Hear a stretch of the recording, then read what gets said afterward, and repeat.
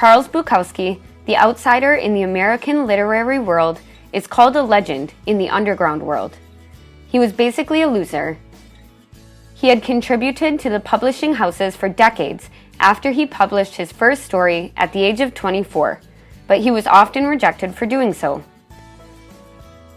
The publishing world evaluated his writing like this: it's tacky and disgusting. Bukowski, a low-level worker, then moved from warehouse to factory and became a post office worker. But he couldn't get settled in a stable life, and he poured most of his small salaries into drinking and racing venues. And then one day, he got a surprise offer from a small independent publisher.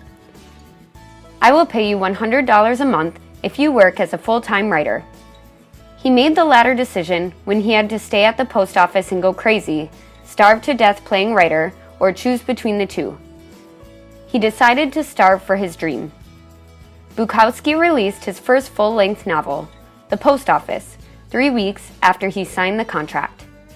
Then he published 6 novels and hundreds of poems, selling more than 2 million books. So he became a successful writer in one breath. People speak of his success as a symbol of the American dream. Bukowski has never given up. He worked hard without stopping. It was the result of trusting himself. Bukowski, however, was not wrapping himself for success. He accepted that he was a loser. His life was full of drinking, gambling, mockery of the haves, cynicism about capitalism, failures, and frustration. Bukowski was just writing them off. He was not ashamed of his failure, nor did he overcome it. To rise above one's failure. This was the recipe for the success of a loser, Bukowski. Just like Bukowski, you should be able to acknowledge that what you don't have is also a part of you. Don't be too conscious of what you are lacking. Focusing on what you don't have can only lead to a sense of pessimism about the flaws and failures. Martin Seligman, the founder of positive psychology, says you shouldn't overcome your shortcomings, but rather focus on your strengths. When you discover your strengths and get immersed in them, happiness can last.